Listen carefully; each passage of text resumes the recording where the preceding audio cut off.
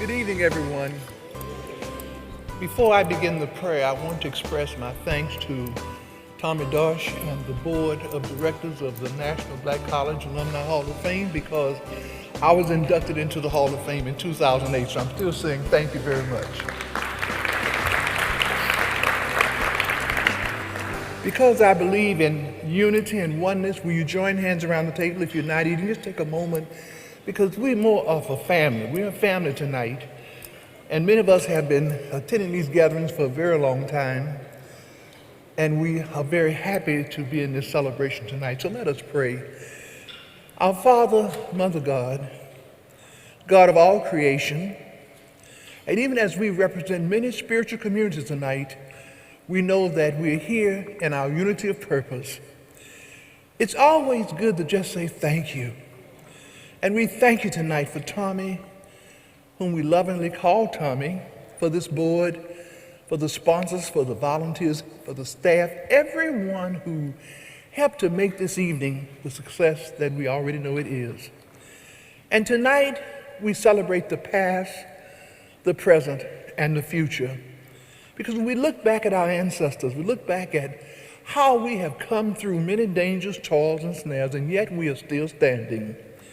We think about Whitney Young, we think about Julian Bond, we think about Mary Baker, not Mary Baker, we think about Harriet Tubman, think about Sojourner Truth, Mary McLeod Bethune. The road goes on and on and on, but that's our past.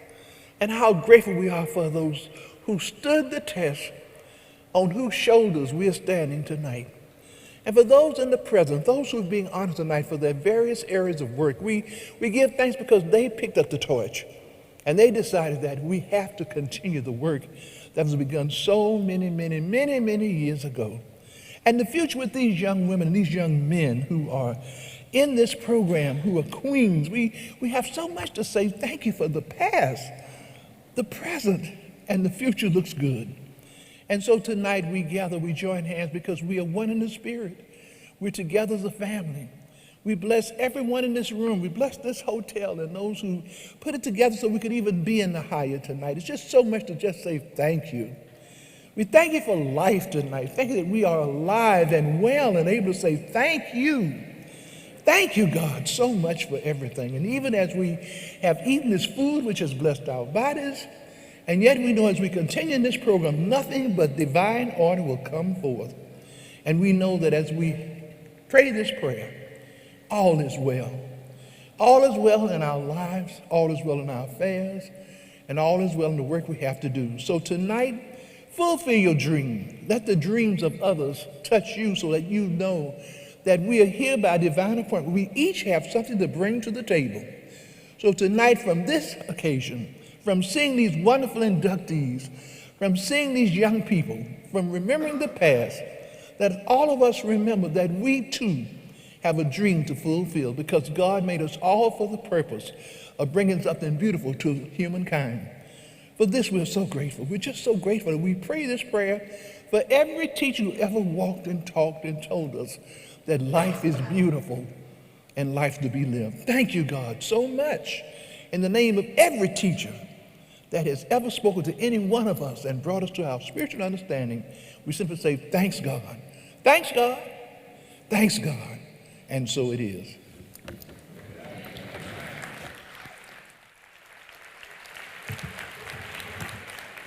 Thank you very much. And the best part of my retirement is that I'm now teaching at Atlanta Metropolitan State College. That is the most fun.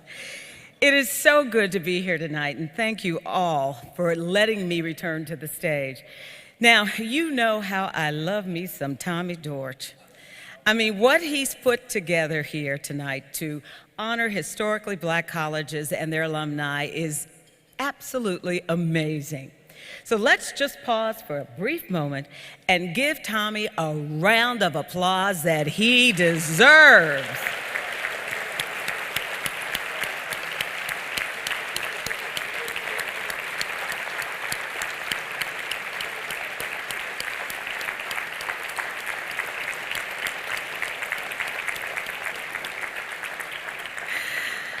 Now, when you hear the stories of our inductees in just a few moments, you'll understand why what Tommy and the board have put together and kept together for 30 years is so important.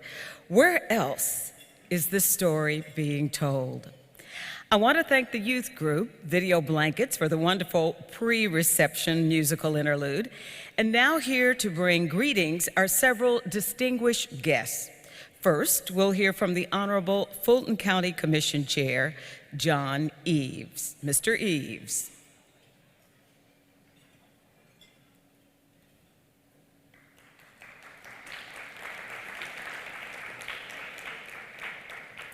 Next, we'll hear from the City Council President, and I know he's here, I saw him earlier, Caesar Mitchell. Thank you, Caesar.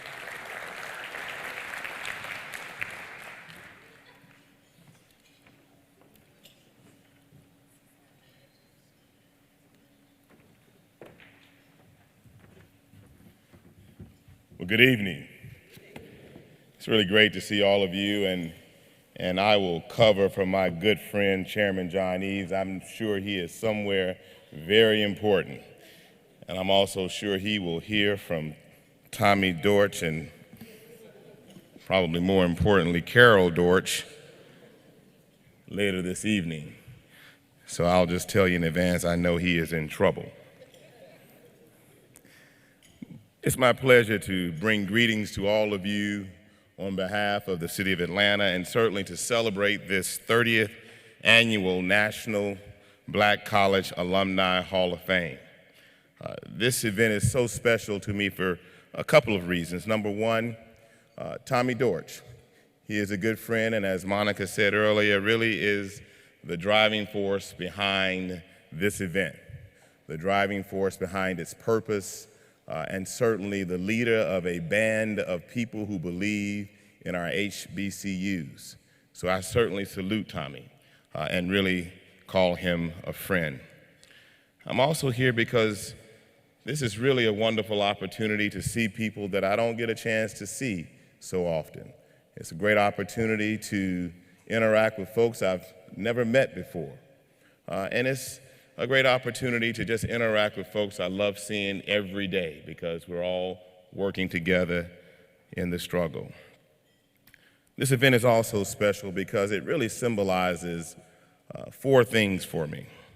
It symbolizes the art of faith and perseverance, the continuum of time, the fulfillment of dreams, and speaking to the future.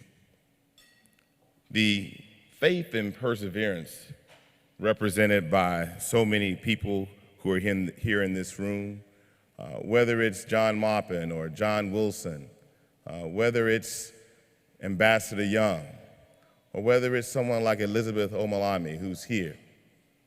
Faith and perseverance is at the core of what makes our HBCUs and all of us who've graduated from those institutions strong and resilient and prepared.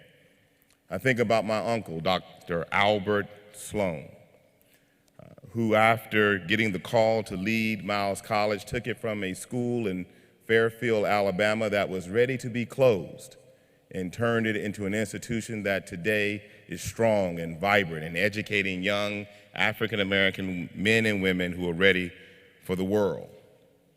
I think about the continuum of time, and it makes me think about two gentlemen I see sitting here, Dr. Otis Moss, who is the longtime chairman of the board of Morehouse College, who led the institution so ably as the Board of Trustees chair. Sitting not far from a young man named Rufus Montgomery, who's chair of the board of FAMU. The two of those men represent the continuum of time. They represent what it means to have a community that understands the past, the present, and the future, and why it's so important to tie those three things together. This also represents the fulfillment of dreams. I've had the fortune of sitting next to Michael Smith, who is in this room, who is a graduate of Winston-Salem State University.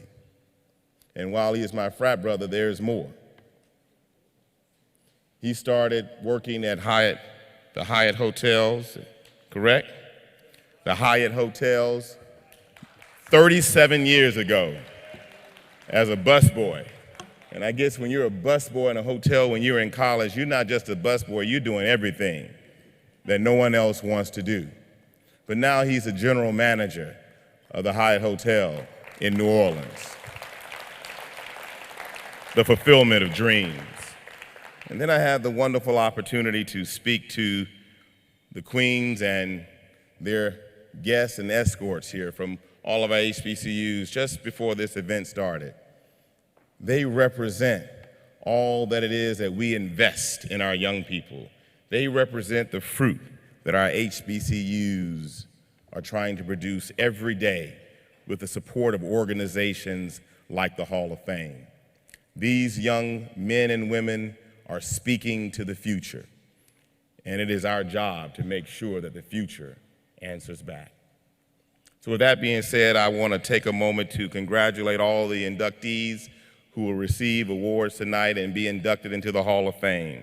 Your work and your perseverance, your fulfillment of dreams, and certainly your understanding of the continuum of time and your willingness to make the future speak back to the young people that are speaking forward is so important to me. So with that being said, Alfreda, could you come forward, please? And as Alfreda Stooks comes forward, if my good friend and colleague on the Atlanta City Council, Michael Bond, could come and join me on the stage for a special presentation.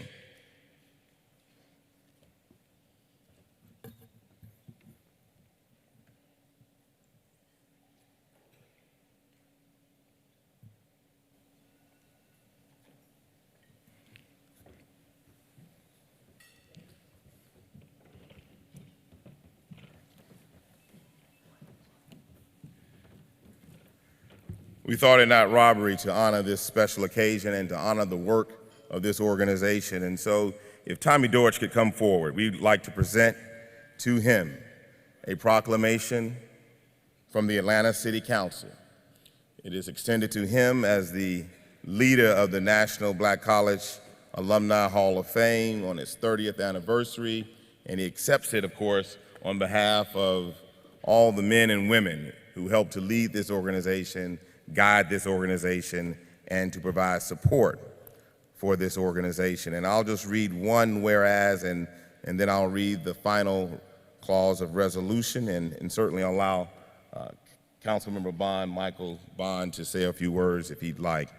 So it reads, whereas the National Black College Alumni Hall of Fame, Inc. is an organization dedicated to the growth and development of historically black colleges and universities through scholarships, internships, training, and technical assistance, alumni recognition, and programs to encourage humanitarian involvement.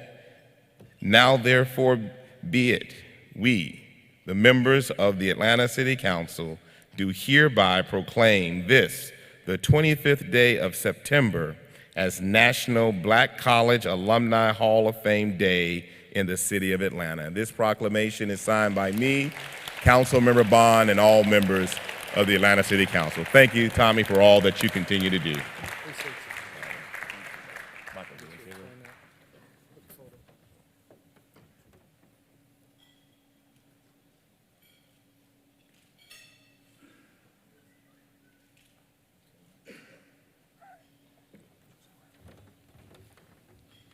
Thank you, Mr. President. Congratulations, Mr. Dortch. And good evening, all of honored guests and our honorees.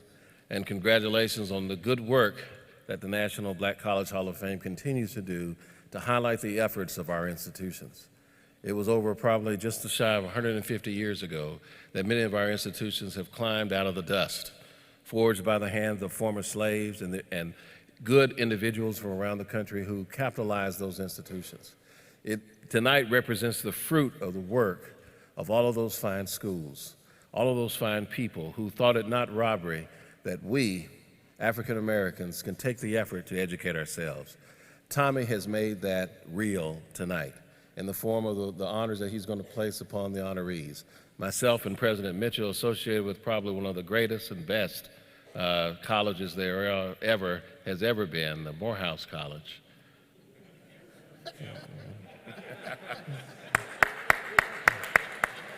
But yet and still, Morehouse College is just one in the pantheon of magnificent stars that dot the sky of African American educational leadership and excellence.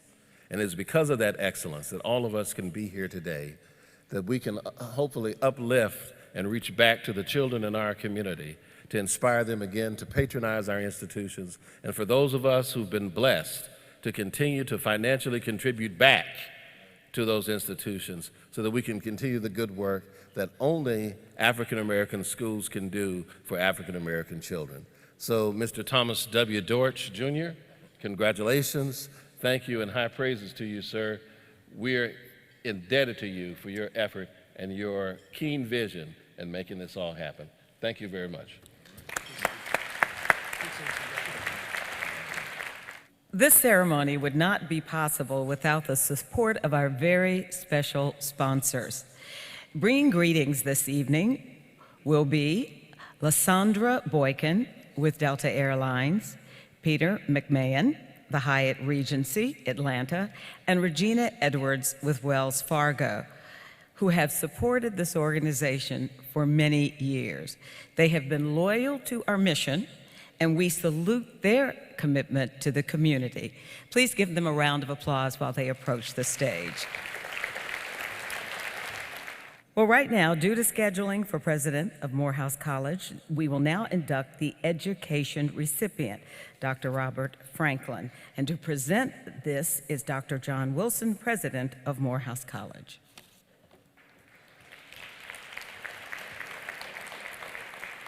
And would my three speakers, don't go away.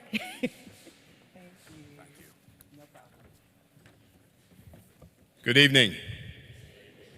I'm John Sylvanus Wilson, Jr., President of Morehouse College, and I'd like to just begin by thanking Tommy Dortch and Lisa Menzies and all the folks on the board for this occasion.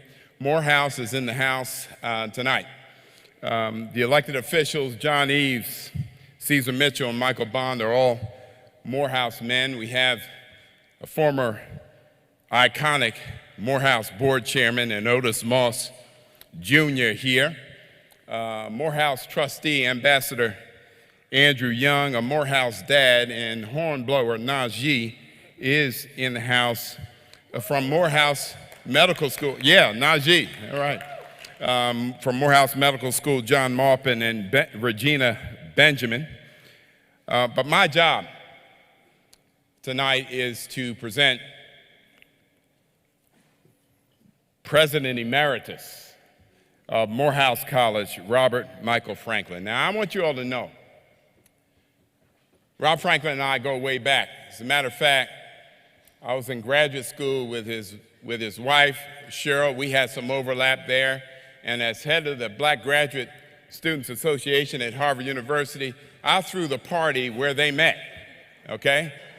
And that's in part why they asked me to help perform their wedding, okay? That's how far back we go. Robert deserves this award tonight for just three reasons, and I'm going to share them with you right now. One, he is and has been an important voice. He is a public intellectual. He opines on things, and every now and then you'll see him either on the Huffington Post or one of the other blogs. He wrote about when black men were being shot, and just a couple days ago he wrote about the Pope's visit to the United States. He is an important voice in this country.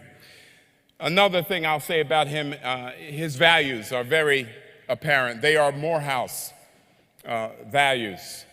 And I was at the Rotary Club just a few weeks ago and was interviewing Michael Polk, who's head of Newell Rubbermaid, and I asked him why he stepped down from one company where he had a $79 billion portfolio to take over another where he had a $6 billion portfolio. And he said, I did that because my predecessor established some important things and made it easy for me. Well, as the new president of Morehouse College, I want to say that about Robert Michael Franklin. Bob Franklin became president of Morehouse College at a time when Morehouse needed to refine our brand in the marketplace. So one of the main things he did quite effectively is he put out a new definition of a Morehouse man and got everybody to understand anew and in a deeper, more important way what Morehouse College is all about. And so in addition to him being an important voice and having important values, he has shoulders that my team and I now stand on to make a better Morehouse. And if he had not been there, then I would not be here. And so I want to thank you publicly, Robert Michael Franklin, for what you have done. Your wife, Cheryl, is here. Please stand, Cheryl Franklin. Let's give her a hand. And I know as part of presenting this award, there is now a video. Let's roll the video for more about this distinguished leader. This is for Dr. Robert Michael Franklin. Thank you, Dr. Wilson. I know that you have to depart due to your schedule. I'm very grateful that you arranged your schedule to be here this evening. To Tommy Dortch, to the board and staff of the National Black College Alumni Hall of Fame, to my dear wife and friend, Dr. Cheryl Franklin, and to all of you who are supporting the next generation of leadership, to the college presidents in this audience and all the dear people making possible enlightenment and growth. We thank you. I will not embarrass myself by prolonging this program any longer. But do remember, the world is equally balanced between good and evil, and your next act will tip the scale. Thank you.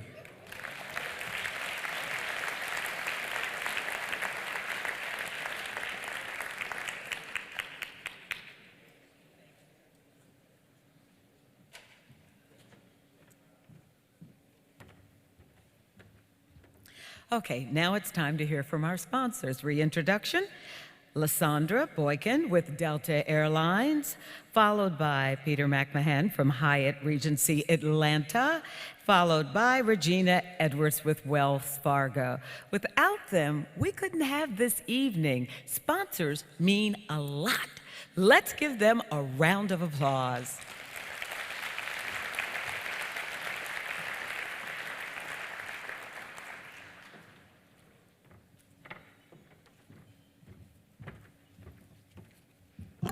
Good evening. I promise to be brief, be brilliant, and be seated so we can get on with the programs. Greeting esteemed guests, inductees, friends, family, board of directors, Mr. Tommy Dortch, and everyone that made this evening possible. I bring you greetings on behalf of Delta Airlines, our CEO, Richard Anderson, and our 80,000 employees.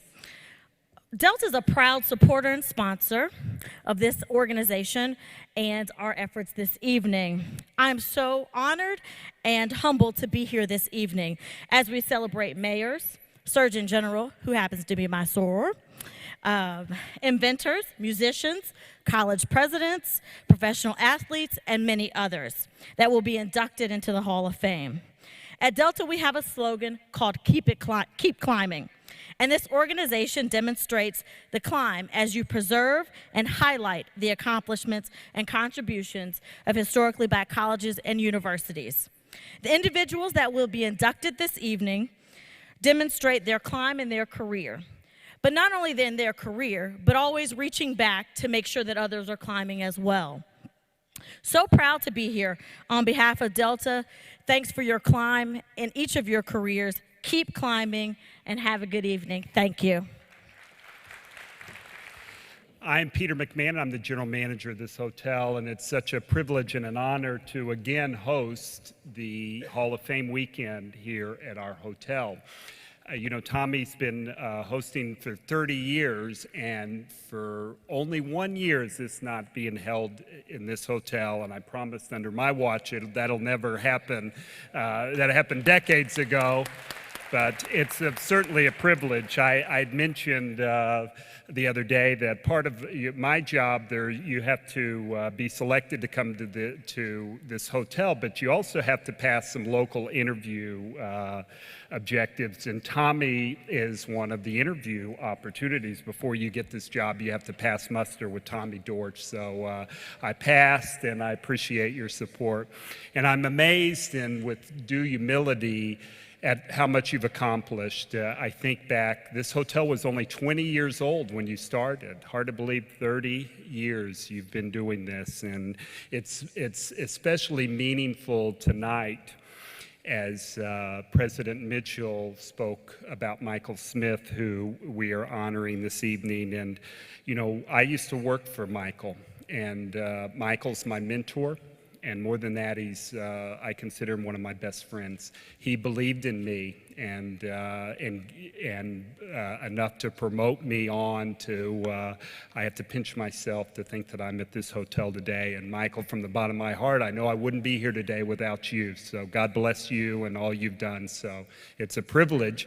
We have a couple of gifts, but before I'd like to introduce Tyrone, who's our Vice President of Diversity and Inclusion for Global Hyatt, and he'd like to say just a few words, and then we've got 2 checks we'd like to present from Hyatt and the Hyatt from Hyatt Hotels and from Hyatt Regency Atlanta. So real quick.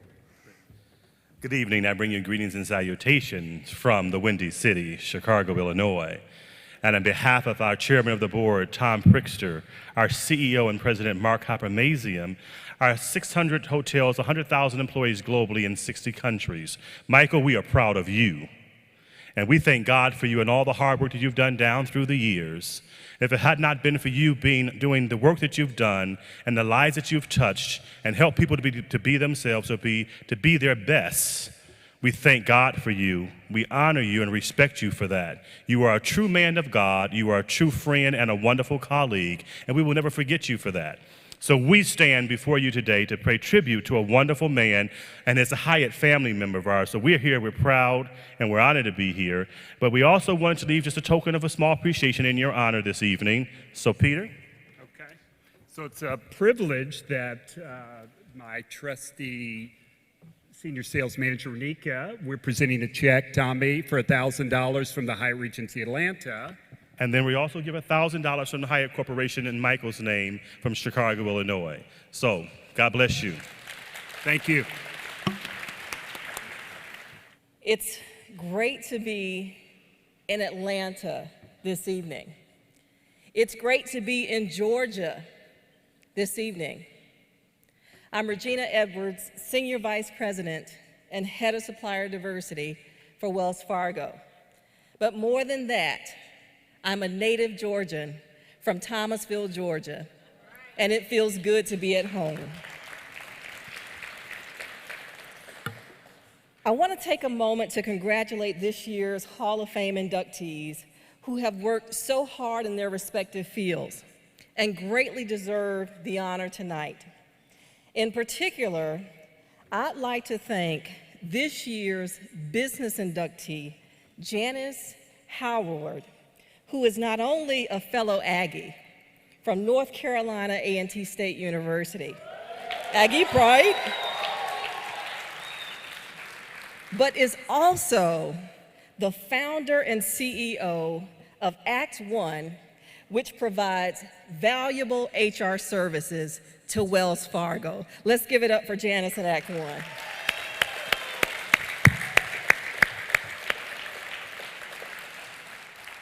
As I stated, it's great to be back in Georgia, and Georgia is such an important place for me, both personally and professionally.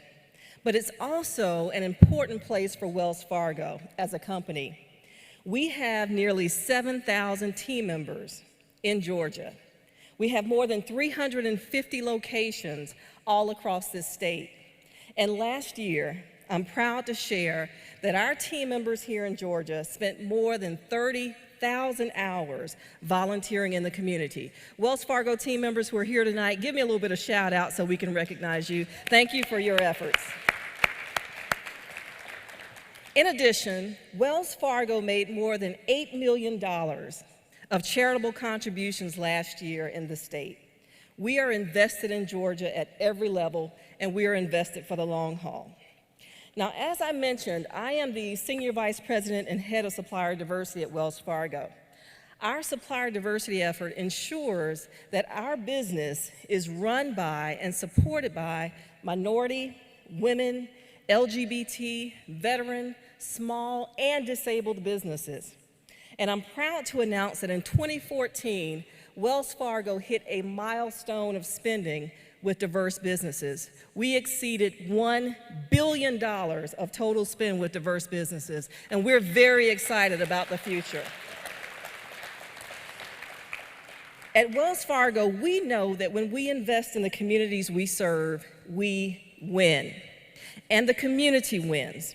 We also know that we need to do everything we can to prepare today's students to be tomorrow's leaders. As a result, 3 years ago, we partnered with the National Black College Alumni Hall of Fame. And we helped launch the Legacy Lecture Series to position students for leadership roles in society through education, mentorship, and entrepreneurship. I know the value firsthand of attending a historically black college and university. My mother graduated from Alabama State College, and my father, like Mr. Tommy Dortch, graduated from Fort Valley State College. I am a product of historically black colleges and universities, attending North Carolina A&T undergraduate and North Carolina Central School of Law. I truly credit my experiences with the experiences that my parents had and the need that they saw for my sisters and me to attend post-secondary education. Again, I want to thank you all for attending the events today. It's incredibly important. And most of all, I want to thank all of the students in this room. And I want to let you know that Wells Fargo is committed to your success, and we are here for the long haul. Please enjoy your evening. Thank you. Now for the moment we've all been waiting for, the presentation of the 2015 Hall of Fame inductees. Our honoree now coming to the stage to present our first honoree is Dr. Arthur Dunning, the president of Albany State College.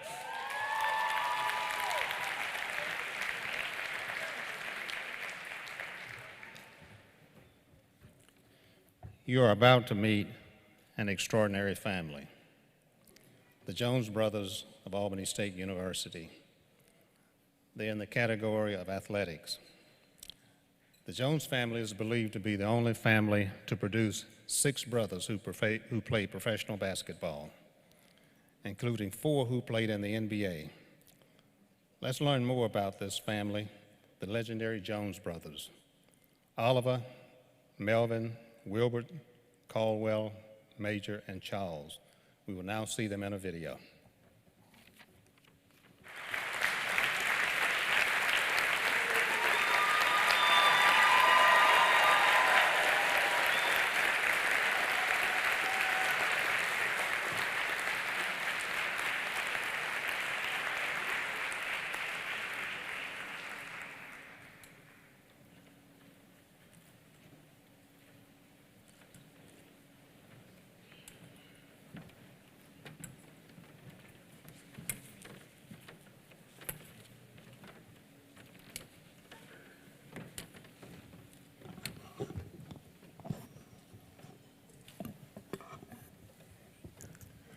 Good evening.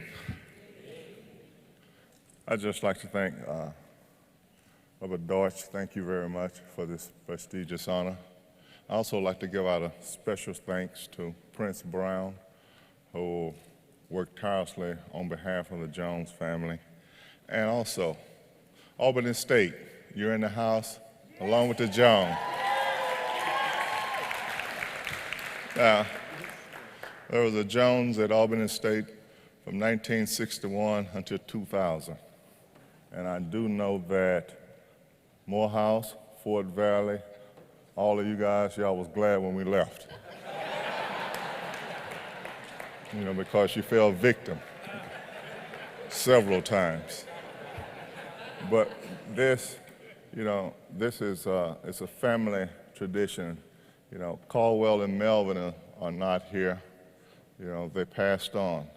But the real thanks goes to our parents, because had it not been for them, they gave us the values, they brought us up the right way, and we are very much appreciative for what they've done. So on behalf of my brothers and my sisters and my nieces, we just like to thank you. Thank you for this very prestigious honor. Thank you.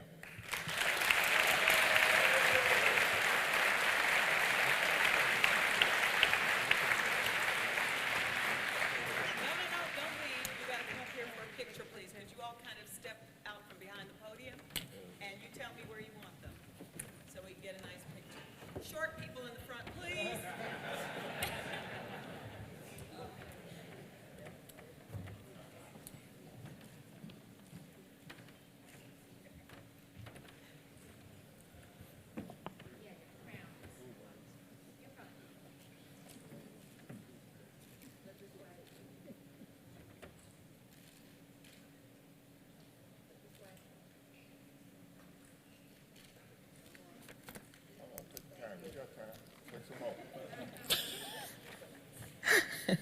Thank you and congratulations to the Jones brothers and their family. Here to present our business awardee is Chancellor Harold Martin, North Carolina A&T University.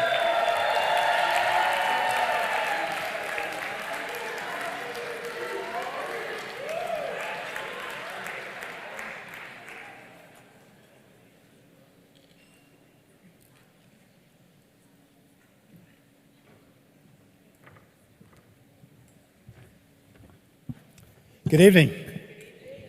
Again, my name is Harold Martin. I have the great privilege and honor of serving as Chancellor at North Carolina Agricultural and Technical State University. Let me first begin by congratulating the Board of Directors for the HBCU Black College Hall of Fame for 30 years of incredible service and recognition of the graduates of the historical black colleges and universities. Let's give it another round of applause, please, for incredible work, 30 years. I'd also like to recognize each of our honorees as well this evening who have distinguished themselves in so many incredible ways. My responsibility this evening is to present to you a phenomenal woman, Mrs. Janice Bryant Howroyd, first African-American woman to own and lead a billion-dollar business. What an exceptional woman who has done some remarkable things throughout her career. It is best demonstrated by the video. Let's show the video.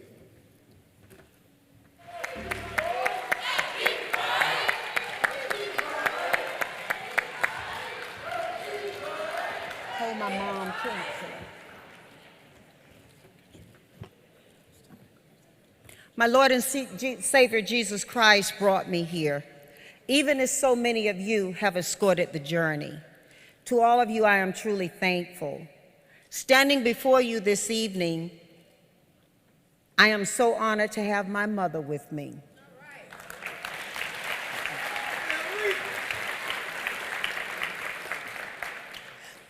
My mother is one of those silent, strong people, and the best of who I am was taught me by my mother and my father.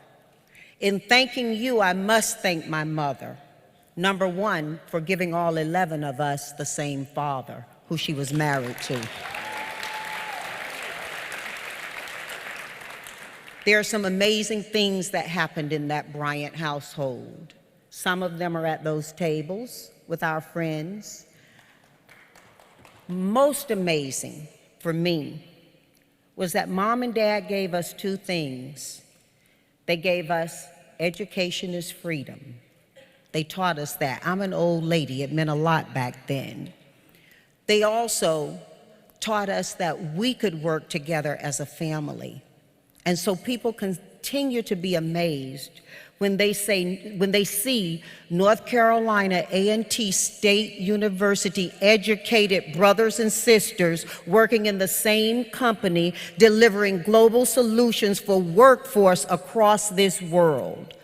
That's amazing to me, because it took brothers and sisters working together, as we are in this room. So I'll finish my gratitude to Tommy, to National Black College Alumni Association, and to all of you by making a moment of recognition of something the Pope said today, Pope Francis, as he visited young school students in Harlem.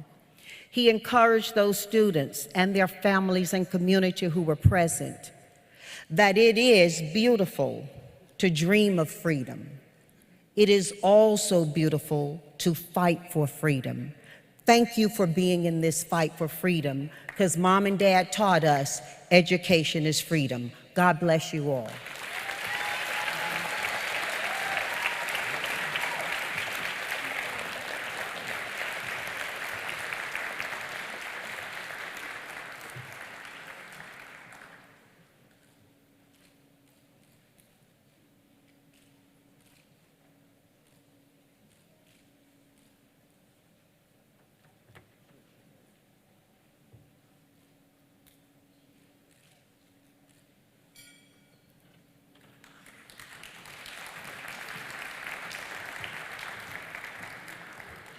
Here to present our civil rights inductee is the Honorable Andrew Young, former mayor of the city of Atlanta and U.S. ambassador, who also, you know, this man really loves the blues. You ought to get him to sing some sometimes.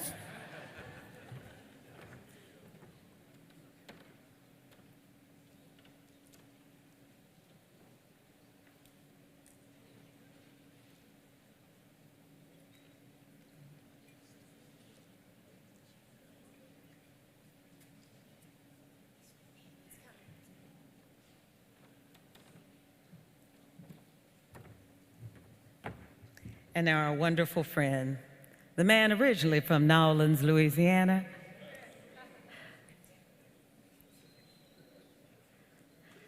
the man who can just talk silver-tongued, best politician I know, Andrew Young.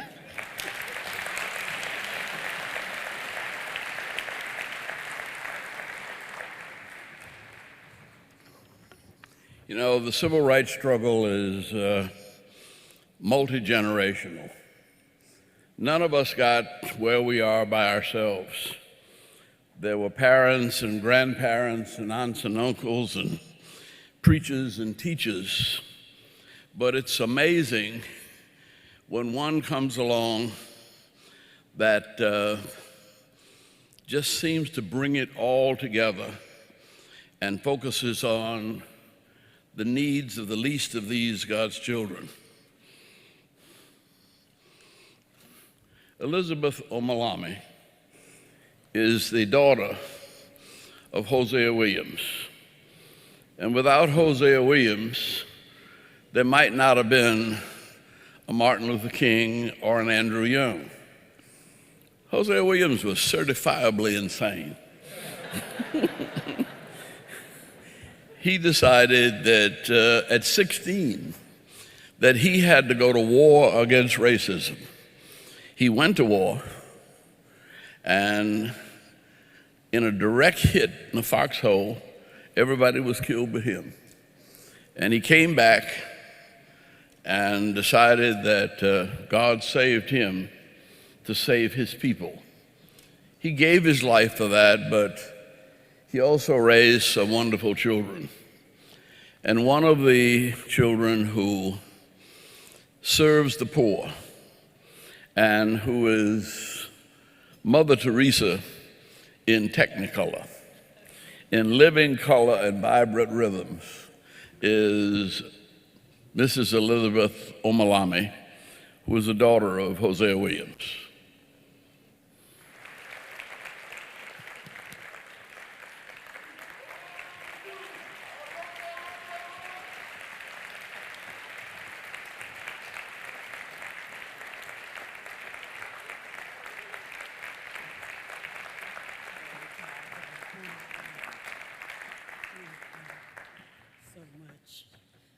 I'm so honored to be standing here today. And I tell you, Tommy Dortch came and found us, working in the community, doing what we do every day, rent assistance, utility assistance. We serve over 51,000 people a year. And he watched us for a few months, I guess to make sure we had integrity. and real compassion. And then he started slowly bringing us out from just sort of being there working to say, look, I want people to know what you do. I want people to know you. I would say to you college presidents that just like you want the STEM courses, science and technology, math and community service must be an integral part of what these young people do and learn. Because to walk with the poor gives them back much more than they could ever give out to the poor. Then they become whole. Then they understand their purpose in life. Then they understand why they have a responsibility. So I thank Tommy for finding us, because he trusted and believed in us when many did not. And I will say that I am going on a college tour this year of all HBCUs that I can get into, because I want the young people to know, first of all, the civil rights movement was not about black against white.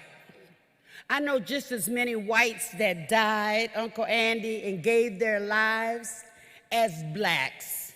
So it was about the content of your character, not about the color of your skin. So don't get it mixed up. Don't get that twisted. Second, I want them to know you can't just get out there and march. Where's your manifesto? What are you asking for? And who are you asking? Third, I just want them to know that you have to be well-read, just like Dr. Franklin said. You have to know who makes the right decisions in order to be a civil rights leader. And I want them to understand, I talked to a high school class today. Not one of them knew who Hosea Williams was, John. They said, oh yeah, Andy Young, we know that guy. He makes movies. So I want them to understand a lot about our history. And I'm so glad to see my fellow Hamptonian, John Eves, because he kept the shelters open when they wanted to close them. And I thank you for that. Oh, you're at Morehouse? I saw you hanging out at Hampton, though. I also want to say that I'd be nothing without my husband, Afemo Omalami, who sits over there and he tries to hide and not be mentioned. So I'm honored to be the mother of the poor. People think when I show up, I got 50 homeless people following me around. I do not. But I'm honored that you honor me, because I want to know where the money is for the kids we serve every week that can't afford to go to college. It's got to be some money somewhere that I can get for them. So let us not forget why we became who we are. It's so that we can reach back down that ladder, grab that hand, and pull that brother and sister up with us. Thank you, and God bless you.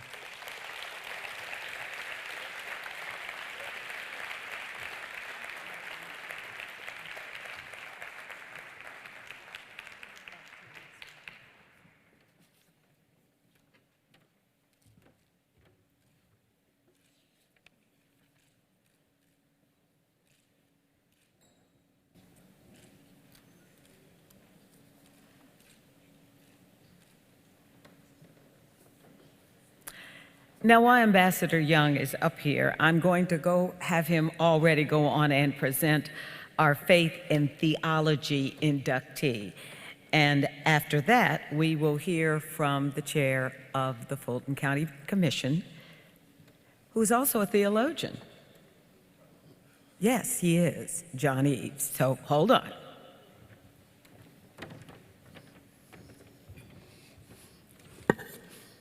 You know, in the student sit-in movement, Otis Moss Jr. was an old young man. He was a very young man who had a very stable, mature countenance, and he provided a level of wisdom and stability to the students that made them look up to him, even though he was their same age. The same thing might be said true of Martin Luther King, who was older than Otis, but who respected Otis' judgment, his wisdom, his calm countenance. And I think Dr. King married him to his wife Edwina, and together they have been leaders of the civil rights movement in faith and theology. And I think every president since John Kennedy has turned to them for guidance, for prayer, and for support. And so let's pay close attention to one of the quiet but most powerful members of the civil rights movement, the Reverend Dr. Otis Moss, Jr. Hello, good people. Another time for us all to come back together. He brings us together all the time like that, doesn't he, right? Is that, you know, it's wonderful when you know all of the people that came together, or so many of them, that were movement, that to talk about another minister, we haven't had one tonight, and so I really, really want to talk about one of the real ministers who has not only had the one minister, but he has his junior, and now have the third. And they put me up here without his paper. But I really,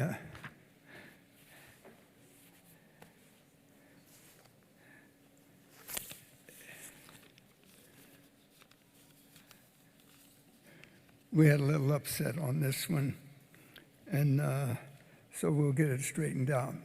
All right, is that Dr. Moss was one of those unusual people that when I first heard him preach, I never forgot it. And when I first heard him preach, I with about 10 others, just popped up, other ministers, we just popped up. We had heard the word so clearly and so wonderfully that we wanted just to go up and shake his hand, and all of us did at the same time. It was quite something. But more than that, we knew him in Georgia, and the next time we knew him, he had a church in Cincinnati. And now he has a son as well that is out, well, no, I almost said out preaching him. You can't say things like that, right? Can't say things like that. But he's already set for himself across the country.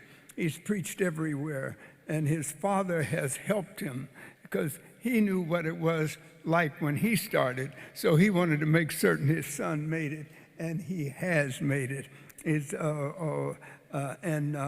But Moss is the only person I know that started a hospital in his own church. And it's still going on. He started it. Somebody else didn't start. He started it, all right? And his church takes in people from all over the city.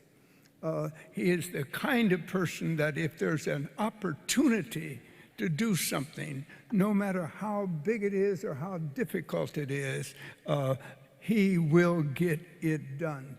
And he has. Very seldom do you hear about it, but if you're in Tennessee, you would hear about it all the time. He is not only the kind of preacher, but he is the kind of fulfilling of all the other things that preachers are supposed to do beside talk. And that makes him worthy. In fact, he was with Martin Luther King. He was with the entire movement from the beginning, because he doesn't just talk, he does things. And it's happy for me to introduce him to you now.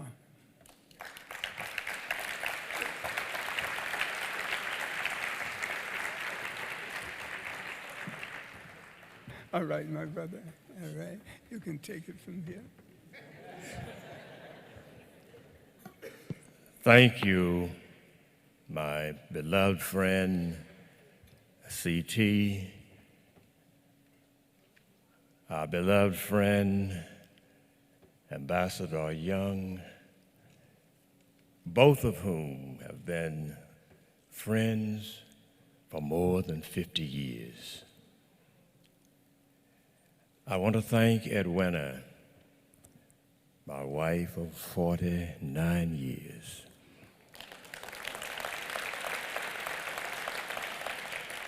I want to thank her for our beloved children.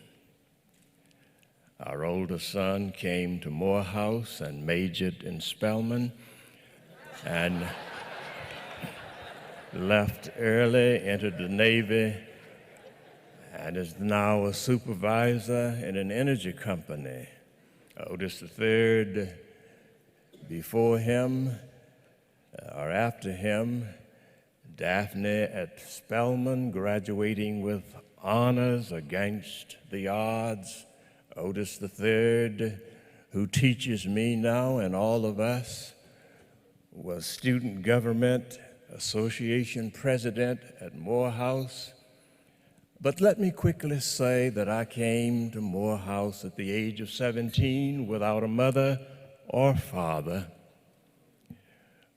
cup of water and a crust of bread, a spirit that longed for learning and freedom. We found at Morehouse every day a lesson in dignity, living on a diet of dignity at the table of somebodyness. And the world around us could not destroy that. Without the black college and the black church, democracy would have died in America. Without the black college, democracy would have become a monster.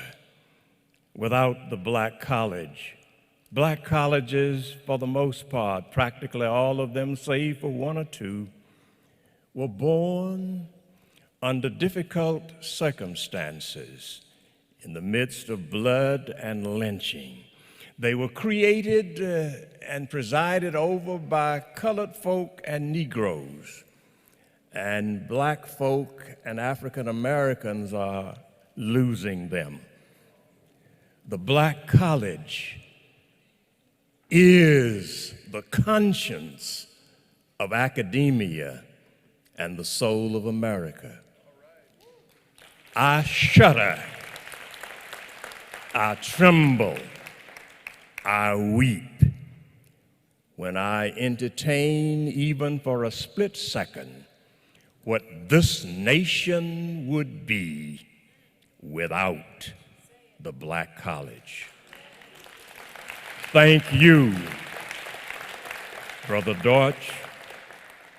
Thank you for this honor.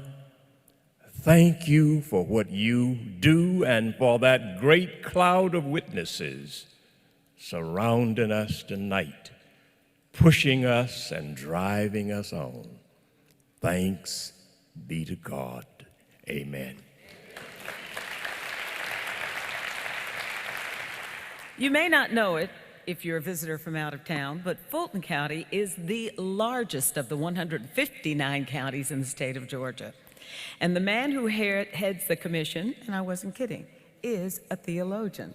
But he's also a very good businessman and a very good politician. Please welcome Chairman Eves. Good evening, everybody. Thank you so much, Monica, for that wonderful introduction. I'm very inspired by being here. Congratulations to all the honorees, but I want to give just special credit to Reverend C.T. Vivian, who was the presenter. This is an icon in our community. I believe C.T. Vivian is 90 years old, very spunky individual. Let's give him a round of applause. He's a former neighbor of mine, C.T. Vivian. So as Monica pointed out, I have the wonderful pleasure of being the chairman of the largest county in the state of Georgia, Fulton County. And Fulton County in the city of Atlanta is a very, very special place. You would not believe it, but there are 66 colleges, universities, and technical schools in this area that matriculate over 270,000 people on any given day.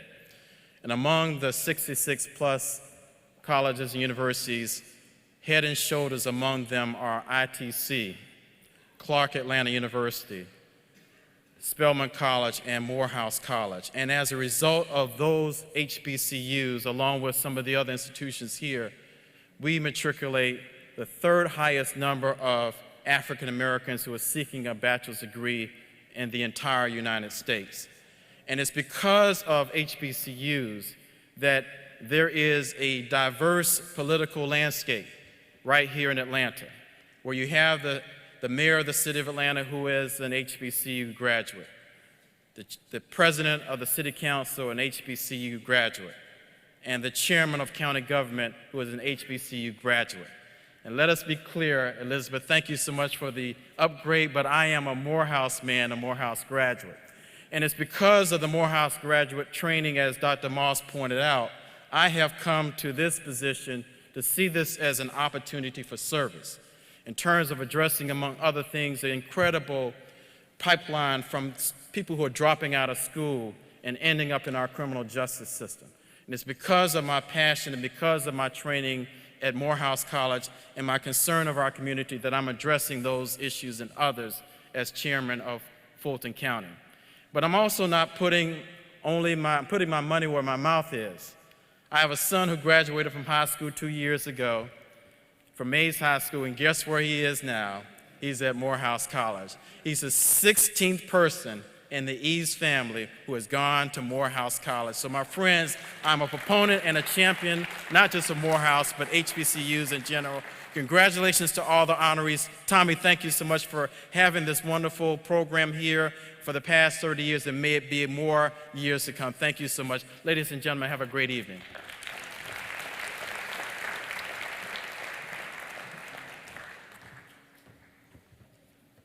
So far, we've had a great class of inductees, but before we move on to the next group, we're going to invite Cicely Floyd Mason to come to the stage for musical selection. Let's give her a round of applause and some encouragement.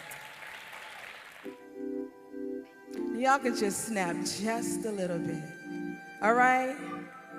Can I see some beautiful smiles out there? Oh, la, la, la, la, la, la. Come on, just snap. Na, na. Na, na, na, na, na, na, na, na. I ain't taking none of your mess. You ain't ever up to no good. No, no, no, no, no. Many times I have found you trying to come in and take over my home. That's where you're wrong. You try to catch me by myself at times. You've been trying to fool my mind for a long time. But it will no longer be you playing me the way it used to be. Satan, you don't know how to act. As a matter of fact, I think I better call on my Lord and tell them, come on, help me jack you up. I'm calling on my crew, 'cause we ain't playing with you. Yes, we're in control. Now I want y'all to listen to this. See, I got Michael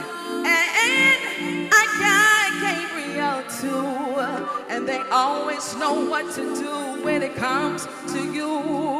Hold up, me and my prayer partners are gonna lock in and intercede.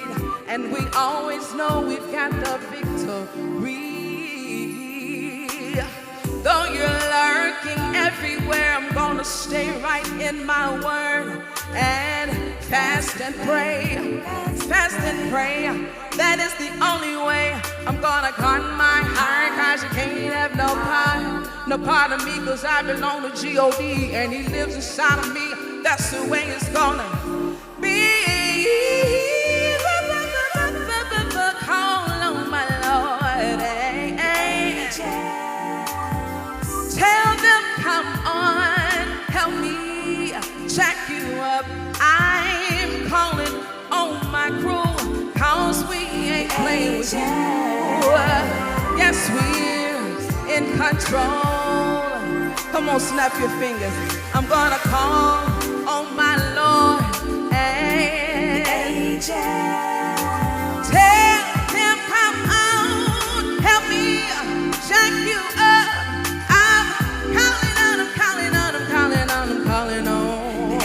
Yeah, cause we're in control. Now I know you all can agree with this. It's a take back and a take over. Come on, just raise your hands. Yes, it is. Yes, it is. How many of you know it's a take it back and a take over? See, I'm taking everything back that you stole from me, that he stole from you and from me, from A to Z. You see, it could be your mother, your brother, your sister, your cousin, your auntie, or some other stuff. Taking it all back. It could be your joy, your peace, your happiness, your self-esteem. Take it all back. Yeah, yeah. And I know everybody got this. Your money, money, money, money, Monday. Take it all back. Yeah, yeah, yeah. It could be your money, money, money, money, money, money, money, money, money. Take it all back, cause we ain't playing with you. You know what? This is the time for restoration, compensation, and acceleration. And God's got the solution for you to start a revolution. Just get the revelation. Take it all back, yeah. Everything that he stole, take it all back. Yeah, I'm taking it all back. I'm taking it all back, yeah. I'm taking it all back. Said I'm taking it all back. I'm taking it all back, yeah. Taking it all back. Taking it all back. Everything from A to Z, he stole from you, from me.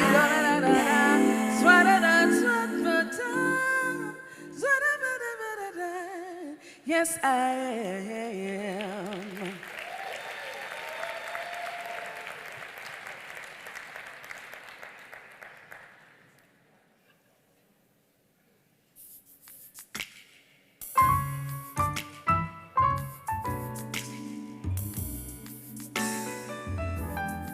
I'm gonna take y'all back just a little bit.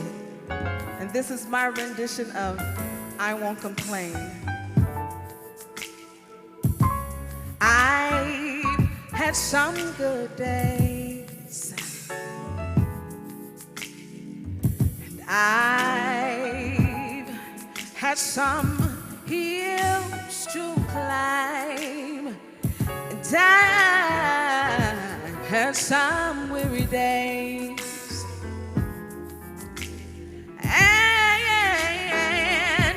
And some sleepless nights. But oh, when I look around, and I begin to think things over, hey, all of my good days outweigh those bad days. I I won't complain, no. At times my head hung low, and I could barely see the road or which way to go. But I asked the question, Lord, why am I going through this pain? But God replied, and He said that He's got what's best for me. Even when my eyes were so weary and they could not see the perfect plan that He has for me, that's why I say thank you, Lord.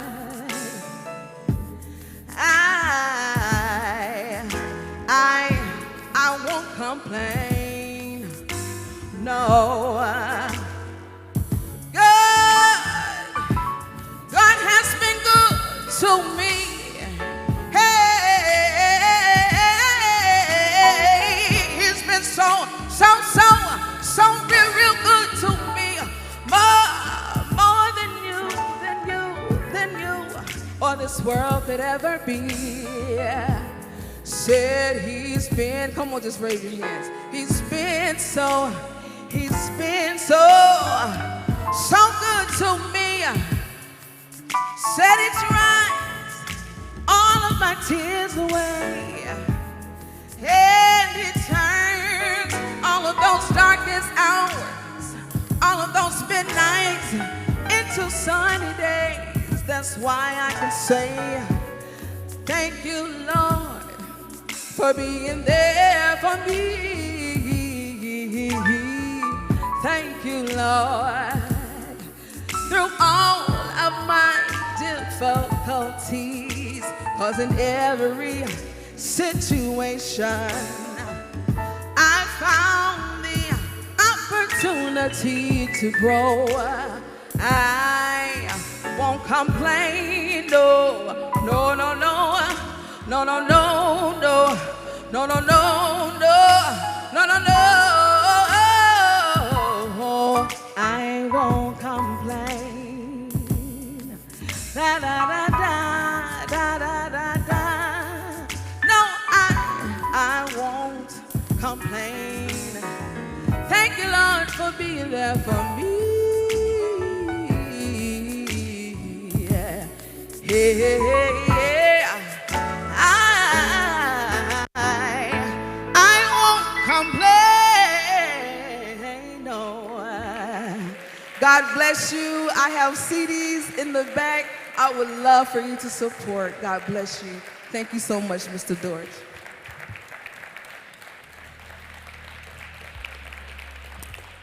Our Arts and Entertainment honoree is Will Downing.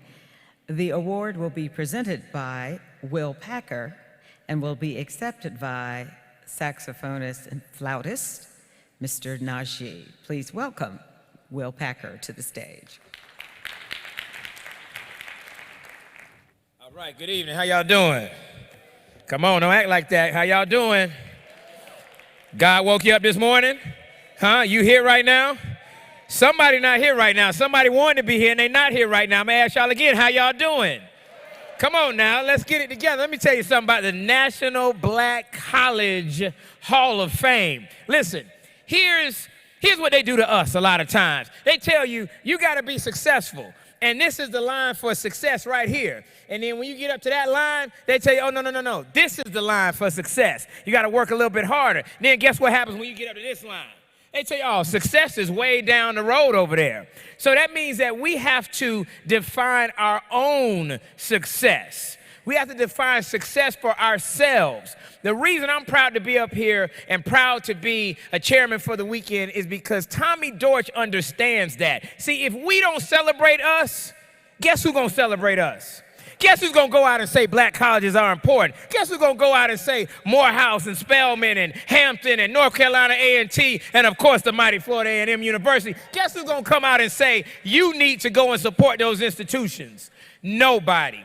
So we have an opportunity, everybody that's in this room, that's within the sound of my voice, you all are an important part of a process that has continued on. Tommy Dorch, how many years we at now? 30 years. 30 years. Give that a hand right now, y'all. Give that a hand. I know y'all out there trying to go to sleep. I'm sorry. I'm loud and I'm excited. I'm happy to be here. I went to Florida A&M University. Y'all ought to understand that. Let me tell you a little something about a rattler.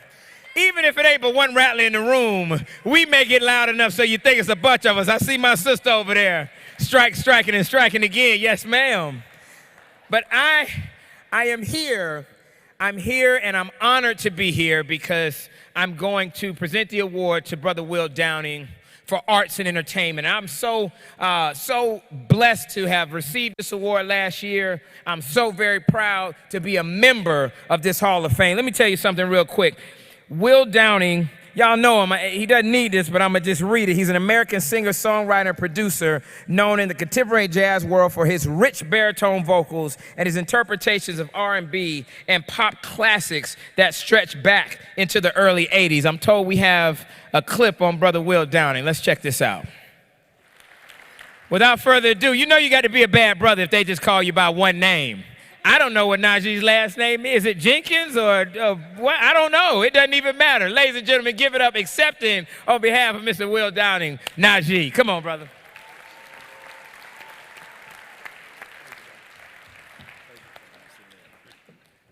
Thank you so much. It's quite an honor to be here.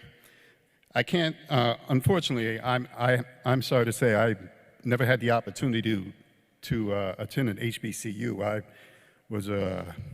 went to school in Boston at the New England Conservatory of Music. However, 3 of my children, my daughter graduated from Tuskegee, my son, Najee, graduated from FAMU with his master's. He went there 6 years, and I have a son right now at Morehouse in his last year. I'd also thank Tommy Dorch for that. So I spoke to Will Downing. He called me up. He said, man, I heard you were doing this thing, and I want you to accept this award on my behalf. But here's the thing. You got to shave your head. You got to get a serious suntan. And the thing I told him was, I can do all of that to the best of my ability. However, one thing I will not do is sing for you. So, okay? But he did email me some special words that he would like to say on regarding this great honor. So these are the words of my good friend who I've known for many years, have done several tours together, have done several records together. This is Will Downing's words. He says, a loving thank you to the National Black College Alumni Hall of Fame Foundation, to Tommy Dorch, to the fans and supporters who stayed with me through my difficulties of my illness. Attending an HBCU changed my life. Virginia Union University changed my life. My father attended North Carolina A&T, and my mom, Bennett. So it's in my blood. The things I was taught, I apply to my everyday existence, and the friends that I have made are lifelong friends. Of all my memories, and I've had momentous ones, my attending VUU ranks one of the highest. Thank you to all of you so much for this prestigious award. It's one I will treasure forever, in the words of Will Downing. Thank you so much, ladies and gentlemen. It's quite an honor to accept this on his behalf. We're almost done. Just hang tight. These people are very important, and what we are honoring them for is really honoring you too, because if it had not been for these universities, many of us would not be in the positions we're in. So let's hang in there and give these people the support and the praise they deserve. And now I'm calling back to the stage Chancellor Harold Martin of North Carolina A&T. Where are those Aggies? There they are.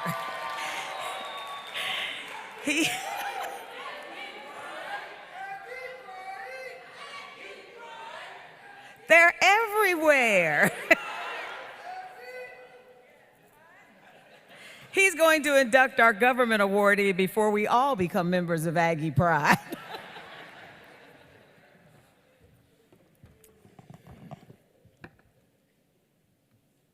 Brigadier General Clara Adams-Ender is this year's government category honoree. Following graduation from North Carolina A&T as a nursing graduate, She joined the Army as a nursing staff member. Over the years, because of her tenacity and smarts and hard work, she quickly rose to CEO for 22,000 nurses, a brigadier general, and director of personnel for the Surgeon General.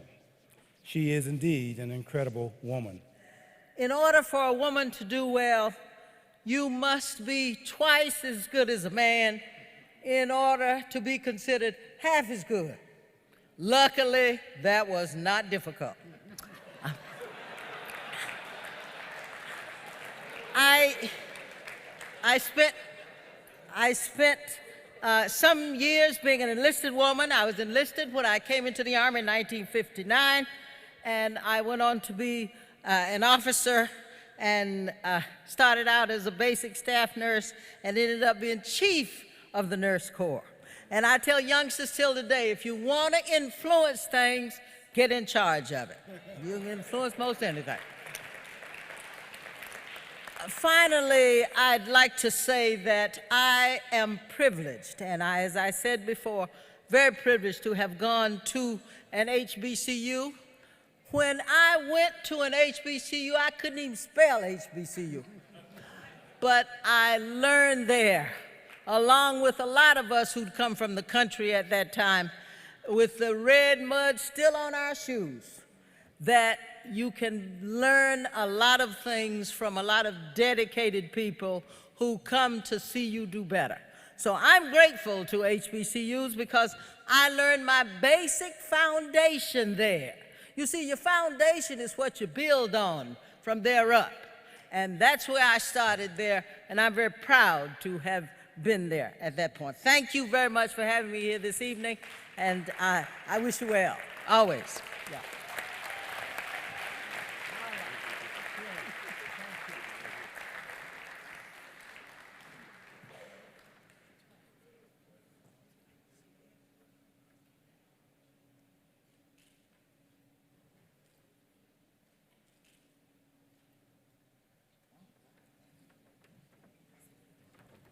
What a wonderful evening.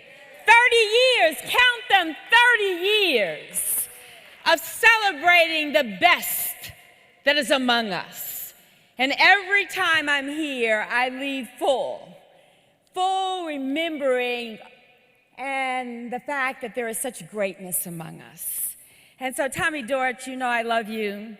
I used to say Tommy and I have been dear friends for 30 years. Now I got to start saying we've been dear friends for 40 years. I've been trying to pass for young, but I can't do it anymore. But I thank you tonight for the vision more than 30 years ago that led us to a place where we can celebrate continuously. So I thank you for your vision. I thank you for your passion. I thank you for your tenacity, because it reminds us of the greatness that is among us.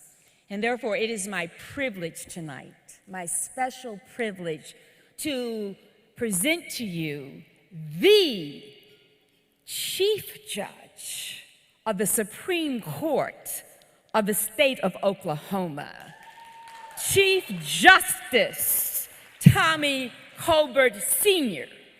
But that's not the first time he's been a Chief Judge. Before he became Chief Justice on January 1, 2013, he had been on the Court of Appeals in Oklahoma between 2000 and 2004. And while he was there during that time, he was also named Chief Judge of the Court of Appeals of Oklahoma, the first African American to hold that position, and then the first African American to be the Chief Judge of the Supreme Court of Oklahoma. He is a graduate of Kentucky State University. Yes, in the house tonight.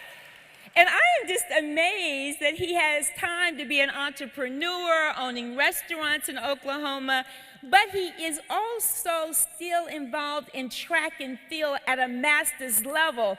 So we thank you, Chief Justice, for being a pioneer, for being an inspiration to so many of us, and it is my honor to present him to you tonight. Let's watch the video.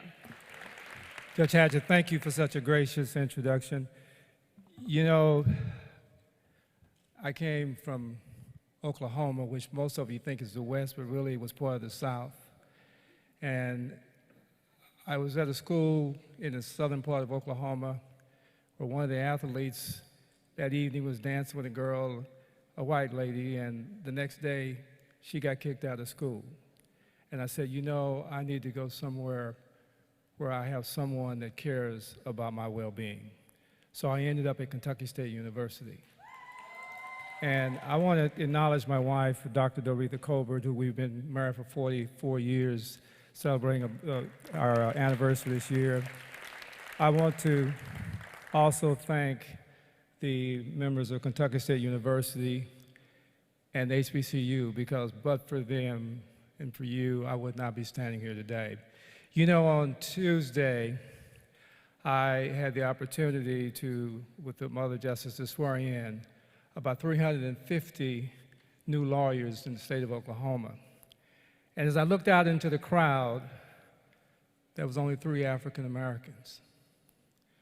Last year, when I swore in as Chief Justice, about 900 the whole year, there was about 6. And to you young students out there this evening, you know, I know some of you are wondering whether or not it's worth it. Some of you are wondering if I can make it. I want to leave you with a story that after I finished college and went to the military, got out, and I wanted to be a lawyer. And I started this law school in Chicago, Illinois. It was a new school. The intent was actually, once you graduate, was to go out into the community and to make a difference. I started that school. It was not accredited, but they had promised us, the legislature and everyone, they would be accredited. I went to that school for 4 years. And in the last semester of that year, which I was anticipating on graduating, they told all of us that we would never be lawyers. I packed my family up. I moved to Oklahoma, and I started all over again to be a lawyer. So you young students out there, never, ever let anyone give up your dream. If it's honest, if it's noble, you fulfill your dream no matter how hard times get. May God bless all of you this evening. That is what determination looks like. Wow. I don't ever want anybody here in this room to say, I can't do it. He proves you can do anything if you set your mind to it.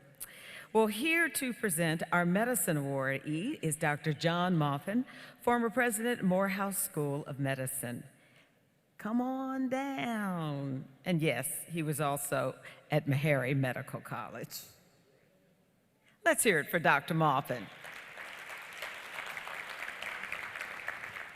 Good evening.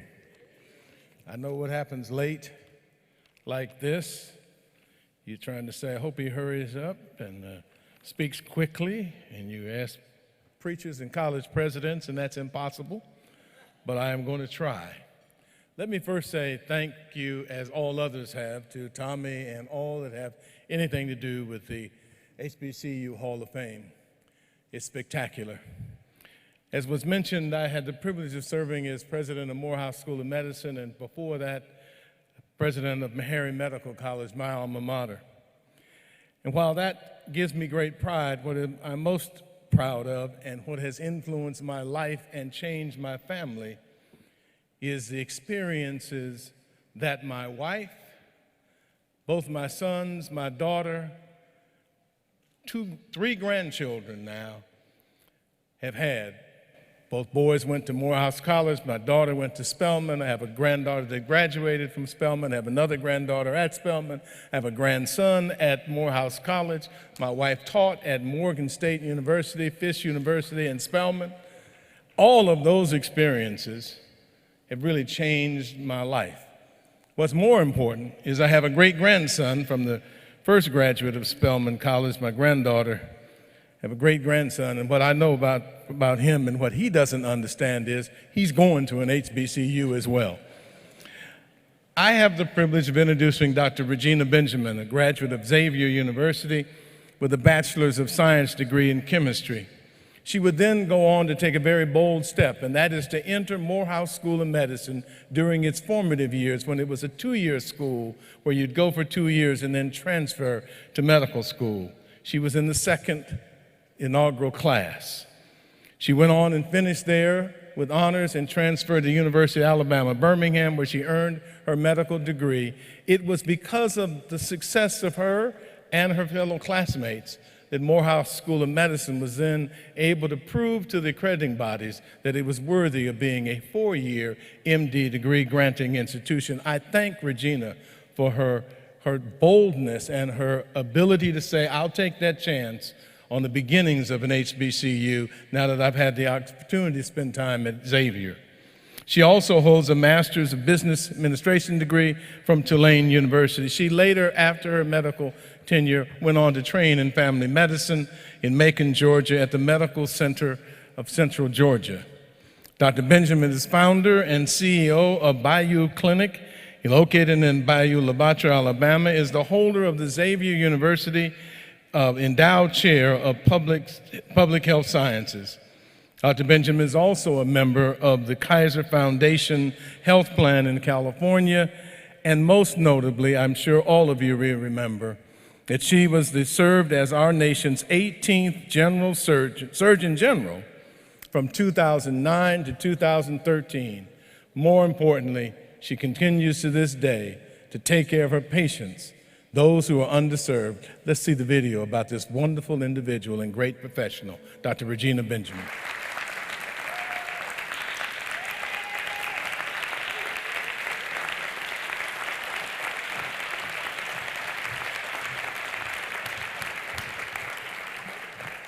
Wow, thank you. Thank you, Dr. Maupin. And I want to thank Dr. Hugh Gloucester, because I'm a Morehouse woman, one of the few. We were on Morehouse College's campus for our first year in Sale Hall. And Dr. Lewis Sullivan, who was dean at the time, and of course, Dr. Norman C. Francis, and all of the presidents of HBCUs for leading by example. Thank you so much for that, and training us and making us better people for the world. Xavier, being a Catholic institution, mission is to create a just and humane society.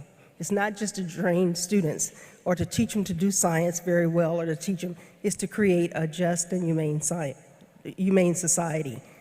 And that's what we're here about. We need that so much today. I actually want to embarrass my little cousin, Tia Alphonse, who's sitting back here, to stand up. She's a high school senior, and I want you to know that you never know who's watching. People are looking at you, the presidents, and as well as the queens and kings who are sitting there in your courts. Your little cousins are looking at you too. You never know who's watching. I used to get my picture in the paper, or still get my picture in the paper, but in the newspaper or media will call, and they want to do an interview, and I'd say, I don't have time, I got to see patients. Until one day, when I got an envelope in the mail from a second grade class, and every one of the letters said, I saw your picture in the paper, I want to be a doctor just like you. So these awards, while I'm very, very grateful, it's not about us on this stage. It's about those who are watching us. And I want to thank Tommy Dortch and the National Black College Hall of Fame for giving people like Tia and others something to watch. In a world like today, they don't get to see all of this. And by the fact that we're here, there is something very good to watch. I also want to say, as a family physician, as former America's doctor, that it's important for you to take your flu shot. It's time. And finally, I want to ask you to just do one thing, and that is, while over 30% of our nation's population is minority, less than 7% are minority physicians. Less than 7% of the physicians in this country are minority. That's the same percentage as during the Flexner Report of 1912. The percentage hasn't changed. So I asked you to encourage young people and prepare them well to go into health careers. If you see one, just give them an example and just give them the idea, because I never saw my first African American physician till I got to Xavier. So I didn't know I could be a doctor. And it was Xavier, Morehouse, and all of you out there who can allow the next Surgeon General or the next anyone to be whatever they want to be. So thank you so much for this honor, and again, be healthy and take your flu shot. Thank you.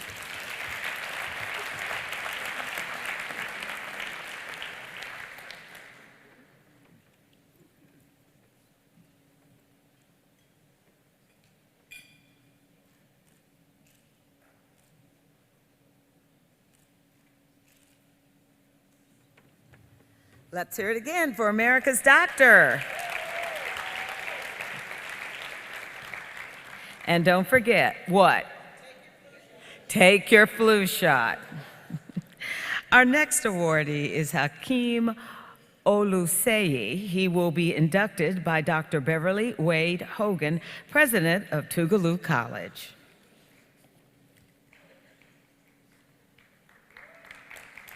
Here she comes, our lovely president. Y'all was starting to sound tired. Let's hear it for our lady president.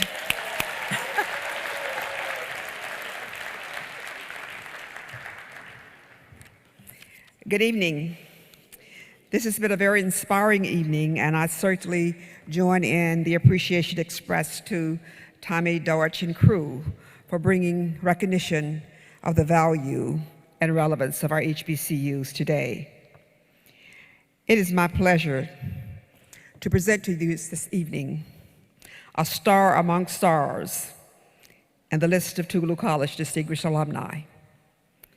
Dr. Hakeem Oluseyi is an internationally renowned astrophysicist. He describes himself as a regular guy from Mississippi.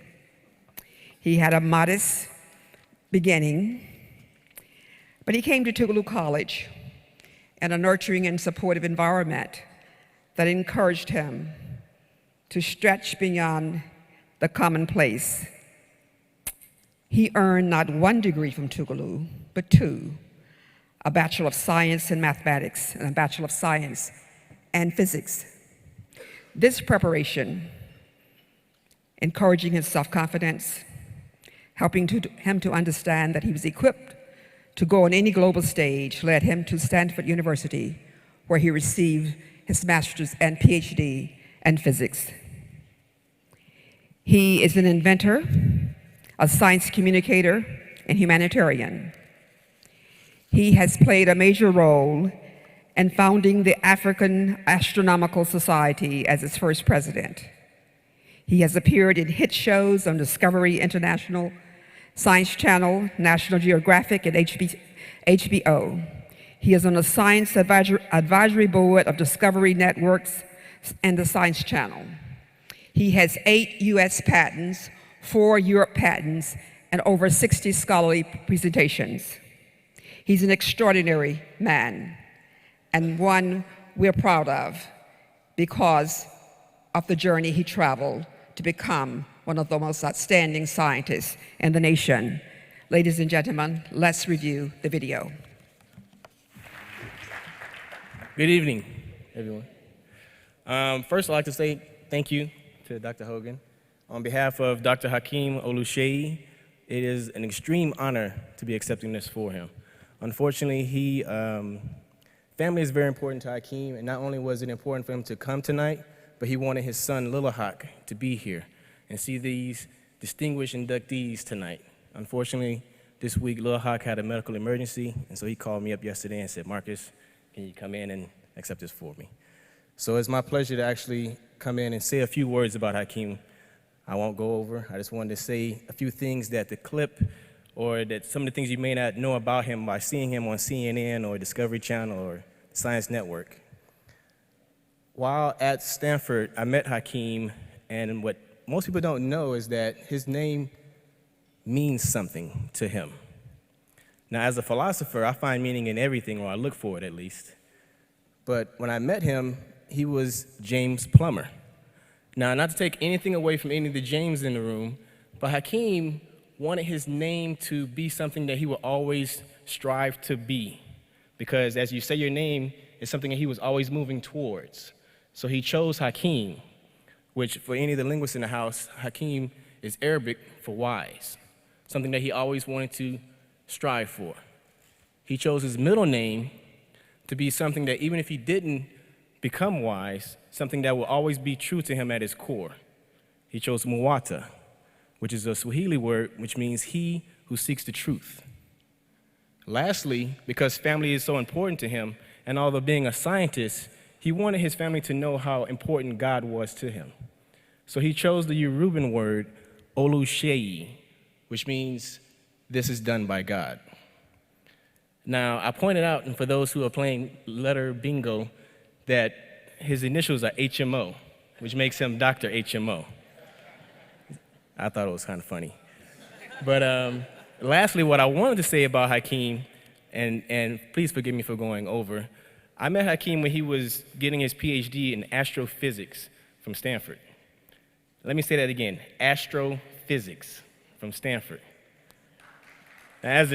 Yes.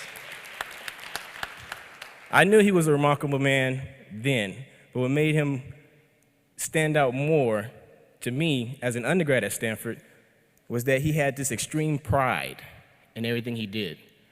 Is Tougaloo in the house tonight? I'm here, Tougaloo. Is anyone from Mississippi in the house tonight? All right.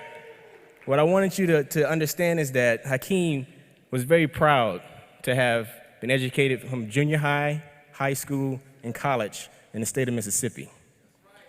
And being there at Stanford is very easy to be looked down on by some of the other guys in his lab that were from Caltech or MIT or Cornell, but he ran circles around them. And I wanted y'all to know, all the queens and kings that are here tonight who are current students at HBCUs, that Hakeem has extreme pride in being educated at an HBCU. And it carried forward to him every day that he was on campus. In fact, we used to nickname him Tougaloo. Now, being raised here in Atlanta, I saw this group of people all the time. And so at Stanford, a lot of the black students would, not coming from HBCU, would have a sense of self-crisis at some point throughout their term at Stanford. It may not be something that you sought, but it was reminded to you that probably the first time someone asked you, oh, what athletic scholarship are you on? Or if they said, oh, you're only here because you are African American and you had to fulfill some quota. And so as someone who didn't come from an HBCU, you had to have a sense of pride in yourself and know your history in order to survive in that environment. And it was refreshing to see that every day from Hakeem. Again, on behalf of him, I am very proud to accept this on behalf of my friend, my frat brother, and someone who I still look up to this day. Thank you very much.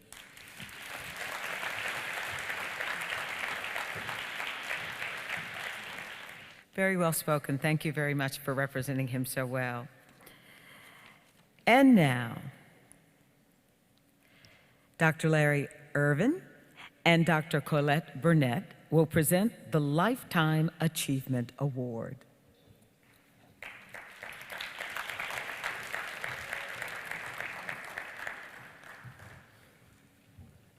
First, I'd like to invite Dr. Colette Pierce Burnett to join me on the stage, who is the brand new president of Houston-Tillotson University.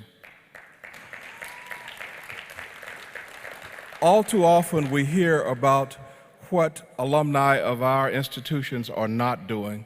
So Tommy, it is really instructive tonight that you provide a platform for us to celebrate all of the good things that our alums do.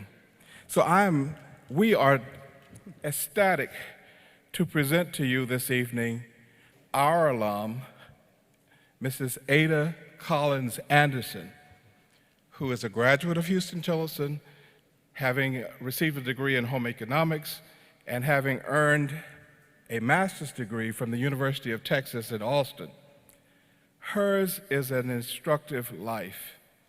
Little of consequence has happened in Central Texas without the stamp of Ada Collins Anderson on it.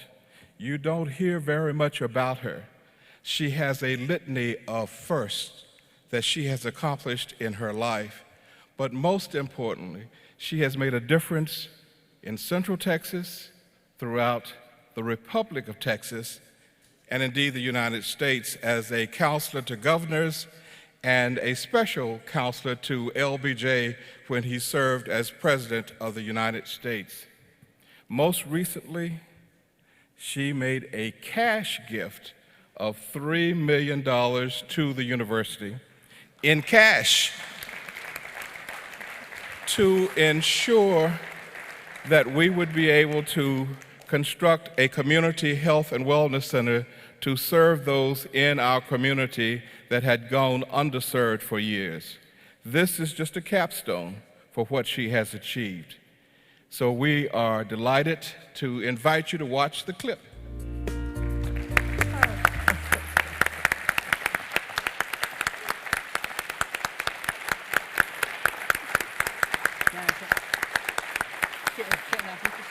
Can I introduce you then?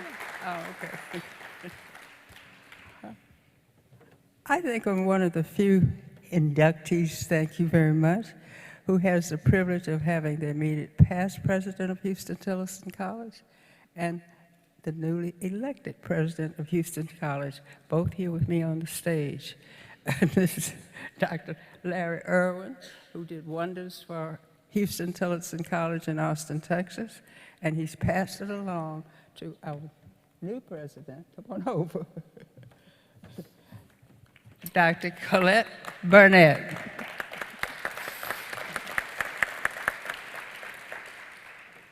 So not only am I privileged to receive such an honor tonight, but having these two people, one on one side and one on the other, it really makes me very happy. Thank you. And thank you.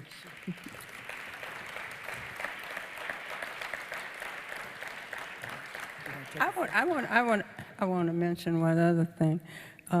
My late daughter, Sandra Joy Anderson Backus, lived in Atlanta for more than 25 years.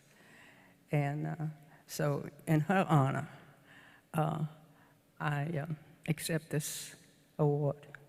Thank you.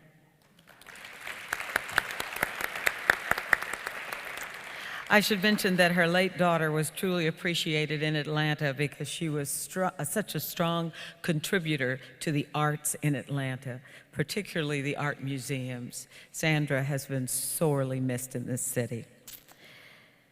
Now please welcome back the founder, the one, the only, Mr. Thomas Dortch, to present the President's Award.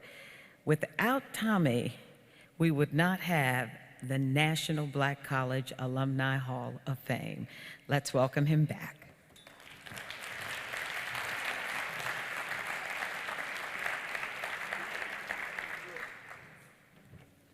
Again, while it is the last, it is not the least. I'm going to ask our inaugural recipient if he'll just come stand with me as I introduce the recipient of the Chairman's Award, an award that selection made by our board for an individual who just didn't fit any category, but did so much in so many categories.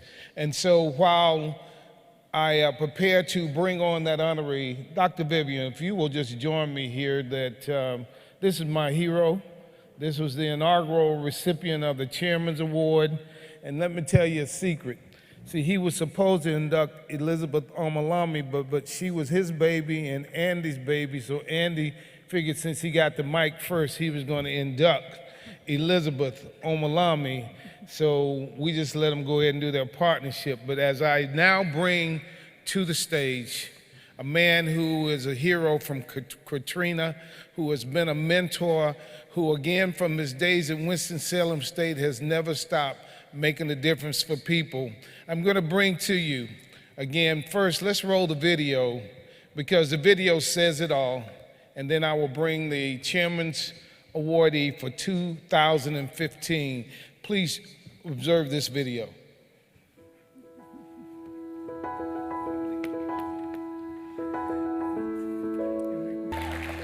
Recipient of the Chairman's Award, who's raised over $3 million plus, the largest amount raised for any Mayor's Mask Ball over the last 2 years. Our 2015 As an author, a honoree, scholar, the one and only Michael Smith.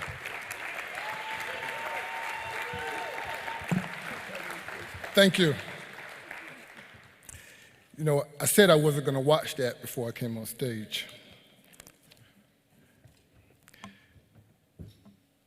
In 1975, the motto, we enter to learn, we depart to serve. I listened to Ambassador Young today at lunch, and he said a lot of similar things. We learned at Winston-Salem State University how to socialize, we learned about living together, we learned about survival and competing. We learned about ourselves personally and professionally. We learned about our past and our future. We learned about responsibility. We learned about separation. We entered to learn, we departed to serve. 40 years ago, this month, I began my freshman year at Winston-Salem State University. I'll never forget that motto. It mesmerized me, or may I say brainwashed, or better still, it branded me. During my 4 years at Winston-Salem State University, I pledged Omega Psi Phi fraternity. I served in the Student Government Association. I played in the marching band, proud of the CIAA, and I also started working for Hyatt Hotels and Resorts. Little did I know that these were prerequisites to prepare for me to succeed in life. I knew my responsibility, and that was to serve. I'm excited to be here tonight as from a historical black college, and more specifically, a graduate of Winston-Salem State University. But it takes me back to 1973 at Goldsboro High, in the guidance counselor's office, to discuss career planning. You see, she strongly suggested that I go to vocational school or the military. Now, not that I have anything against those paths, trust me. I told her, well, I think I want to go to college. She laughed at me. And in an emotional outburst, I said, what the bleep, bleep, bleep is funny, and what the bleep, bleep, bleep is humorous. Well, Pat Best, the president, came by at that particular moment and said, Michael, that's not you. Why don't you go home for the day? And by the way, Jessie May will hear about this. When I got home, my mother asked me what happened, and I told her. She said, Michael, she's right. You can't go to college. You see, my mother had a 10th grade education, and I love her with all of my heart, but she never thought college was an option. So I proceeded to make the dean's list the next 11 quarters, got a scholarship to Winston-Salem State University because I knew I had a chance. And the reason that I knew I had a chance is North Carolina has more historical black colleges than any state in the nation.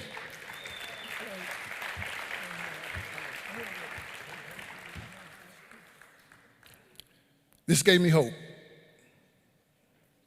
So, people ask me why I attended Winston-Salem State University. Well, in addition to the scholarship, it was simply a matter of numbers. 17-1. 17-1. Now, North Carolina A&T, I know they're in the house, they had 9-1. St. Aug had 8-1, and North Carolina Central had 7-1. So you probably know I'm talking about females to male ratio. I had a different decision-making criterion at 18 years old. All jokes aside, HBCUs today, some have 76% females. There are only 5 HBCUs that is even proportionate. I can make humor of 40 years ago, but the African-American male dynamic is worse. There are more African-American men incarcerated than there are in colleges today. We know that statistic. In New Orleans, 53% of all African-American males between 18 and 25 that college age are unemployed. I would say that's an epidemic. The remedy is education. The equalizer is education. HBCUs has a responsibility to go out and recruit not only athletics, but in STEM, business, and beyond. You see, we have to improve those ratios, or the African-American male, as we know it, can be extinct. Now, HBCUs are about pride and tradition, and we heard it all night long. President Obama made a proclamation for 2020 to establish aggressive goals for HBCUs to grow their numbers. So that cements the tradition. However, I remember in the 70s when the University of North Carolina school system tried to change the name of Winston-Salem State University to the University of Winston-Salem, University of North Carolina at Winston-Salem. Can you imagine the University of North Carolina at Elizabeth City, the University of North Carolina at Fayetteville, the University of North Carolina at Livingston? We all protested and we leveraged our power. We leveraged our power and we leveraged our network. Presidents and chancellors, I draw inspiration from you all, and I'm learning this process more and more and more. But I want to share a story with you. One of my mentors is Dr. Norman Francis. As you know, he just retired this year as the longest standing president of the university, not just a historical black college, but a university in the United States at 47 years, a true legend. I was in his office one day, and he said, "Mr. Smith, excuse me, I need to take this phone call." It was from Senator Mary Landrieu. And of course, I'm eavesdropping, and I heard him articulate his vision for a few initiatives. And as he was talking, I found it to be extremely powerful because he was Dr. Francis. About 6 months later, Senator Landrieu did legislation to relieve $200 million in loan modifications because of Hurricane Katrina. 6 months later, in 2014, she, in a hostile political environment in Washington, D.C., secured $224 million for over 100 HBCUs, plus an additional $8 million in previously scheduled cuts. About $450 million. Those were the things Dr. Francis was telling her on that phone call. It transpired a year later. We talk about leveraging our network. Well, there are 350,000 students at historical black colleges. 350,000. We need to lobby the U.S. senators and Congress. We need to lobby the state representatives and senators. And we need to lobby the mayors and the local city councils for our own very special interests, HBCUs. They need us, and we need to make them know that they need us. As it pertains to future growth, the formula for growth and sustainability above and beyond President Obama needs to include valuing, understanding, and appreciating cultural diversity. We have to connect global citizens, LGBT, and of course the African American male to the foundation of women that we already have. We need to work closely with our leaders, like Dr. Francis did with Senator Landrieu. We need to fundraise, and more fundraise. This requires pure play leadership, horizontally and vertically, across all platforms to brand HBCUs. In closing, I would like to say thank you to Hyatt Hotels and Resorts for giving me the latitude and autonomy to be a difference maker. I appreciate the support over 37 and a half years of all the associates I work with, including my dear friend and colleague, Peter McMahon, general manager of this legendary hotel. The numerous hotel owners who I've worked for over the years, including my partner and dear friend, Chris Robinson, my mentor for over 25 years, Tommy Deutsch, and my wife, Yolanda, who has given me unconditional support, her inspiration, and she's my spiritual companion. Lastly, I want to thank the National Black College Alumni Hall of Fame. This is an incredible honor for me, and I share this with the millions of alumni from HBCUs across the nation, those that have led at the forefront of their industries and communities over the last 30 years and beyond. May we continue to extinguish the opportunities that threaten us and ignite the possibilities that await us. Thank you.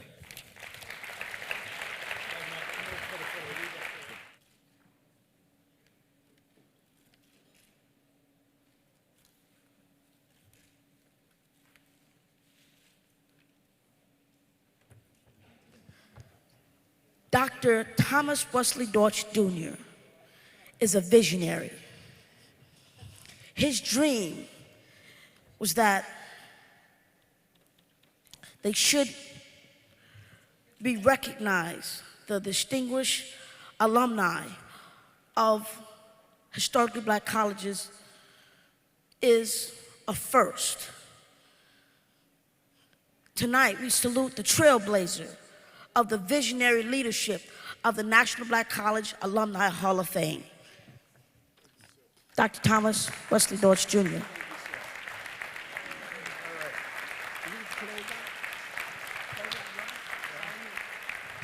We're going to get home tonight.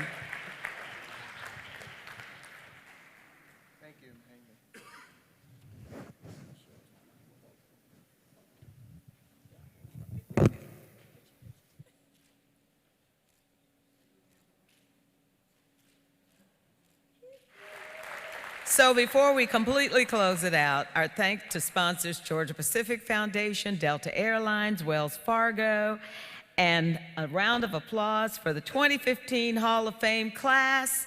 We want to thank our volunteers because we couldn't do it without them. And what can I say?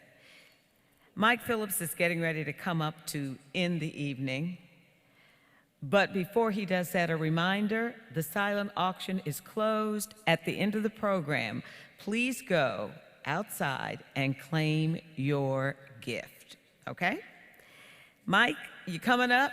President Deutsch, you want to say a few final words before we go? While Mike's coming, all of the past queens, we had 15 Miss Hall of Fames that joined us this weekend. Will you stand? Those that are here, former Miss Hall of Fame queens. Many of them are here working. We want to ask you, make your way to the corner. We want to get a photo, but all of the past Miss Black College, Miss NBCA Hall of Fame queens, if you'll make your way to the corner. The board of directors, please stand. Again, I get a chance to be out front, but it's the board that makes the difference. They're the ones that have been here all of these years. I want to thank them. All of our corporate partners, we thank you for your investment in what we're trying to do. While the night may have been long, it was all about, again, recognizing the many, many, many, many years of contributions of all of these great men and women who make us proud and are making a difference. So that's so important. You saw several students who were here. We still have some student leaders that are here this weekend. They're here with us. We want to thank them. The presidents and chancellors, again, you are phenomenal. The things that you continue to do with so little and we need to invest more. All of the chancellors and presidents of our HBCs, CUs and all, we want to thank you for what you've done. Again, tomorrow we have workshops and all. Tomorrow evening we have the competition of Black College Queens to close us out. We have some other great sessions. And to my good friend, Monica Pearson, let's give it up to Monica. Any person who could retire and still be the #1 TV show host and in the land, and still, how many years did you retire? 3 years. She retired 3 years ago. She did 30 years and still is the #1 personality in this city. We thank you so much. All of the past Hall of Fame inductees that are here, we got many that came who were previous inductees. Just stand, let's thank them. All the previous inductees. But last but not least, we could not do the things that we do had it not been for a phenomenal group of volunteers. Some have been with us 30 years, and they're out here. I want to thank the alumni, don't get me wrong, and the alumni who make a difference every day. But I have volunteers, they're working, and we'll have them all on stage tomorrow night. I want to thank them. Again, these beautiful ladies who are still making a difference, the former representatives, Miss Hall of Fame. Again, let's give them a hand. Mike, where are you? Monica, again, thank you. And I want to thank everybody again for helping us get to these 30 years. And the class of 2015, you just continue to rejuvenate us. We'll have a video of this evening. It'll be edited, and you will get a copy. And we want to thank all of you. So let me turn it back over to my leader, and thank you again for helping us to make this 30 very special. Well, don't go away, because ladies and gentlemen, Mike is not going to sing, so we know what we're saying right now. Good night, sleep well, enjoy your time in Georgia. Good night, y'all.